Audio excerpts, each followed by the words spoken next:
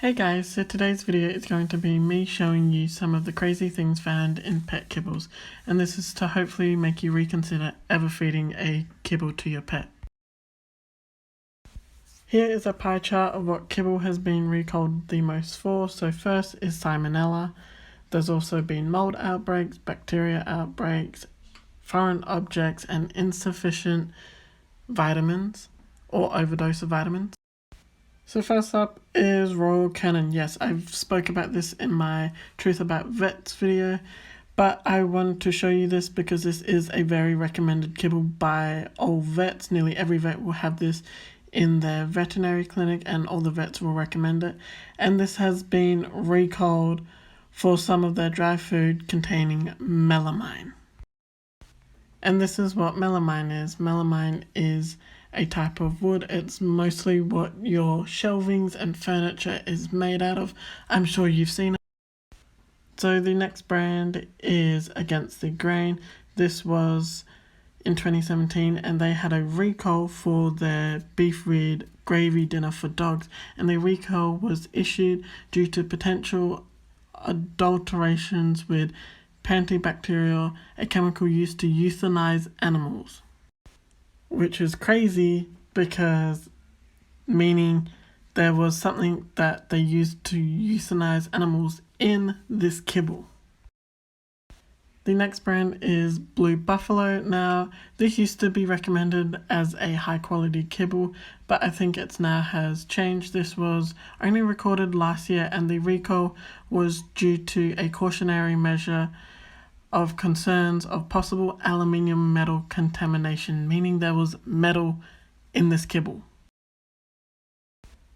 And here is another brand, it's Great Choice, and this was only done in 2017, and this was recalled due to cautionary measures due to concern of possible metal contamination, which is so scary. And a recent one that only happened in January is the Black Hawk dog kibble, and this is being recalled due to mold outbreak in it.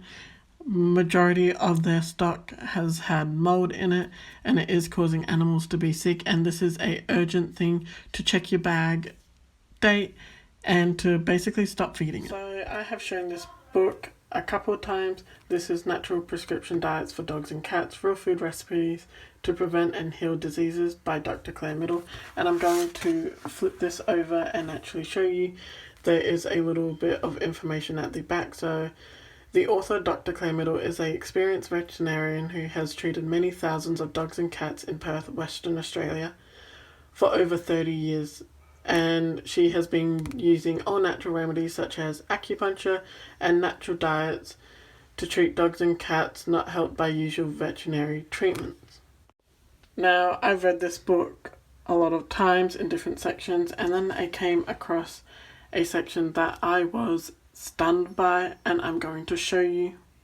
Now, this is by a proper veterinarian, so if you can't believe a vet, and if this is not going to make you change your mind about kibble, I don't know what is, to be honest.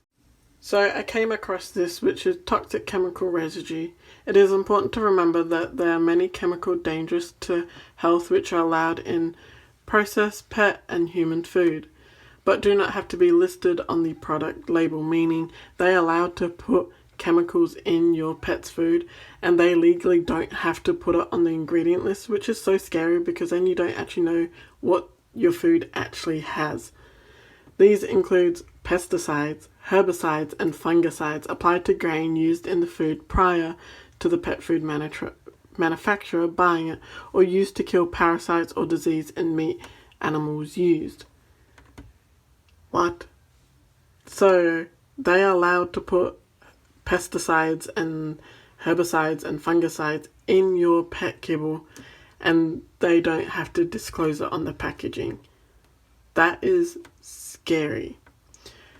And researchers in 1950 warned us that cancer rates in humans and animals would rise to the high level we have today if stricter regulation did not override the politic of profit from chemical sales. The government still mainly leaves it up to the manufacturer of the chemical to provide any information about the toxicity in their pet food. So basically, in 1950, researchers warned us that the cancer rates will go high if no regulations were set, and still to this day it's up to the manufacturer if they want to disclose about any chemicals that could be contaminating your. So please guys, reconsider feeding kibble to your pet. Raw food, if done right and using human grade meat or trusted BARF, biologically appropriate raw food, is 10 times better than using kibble which is full of chemicals and foreign objects. And it's actually cheaper than paying for a bag of kibble. My mum paid $15 for BARF a month for her dogs and cats.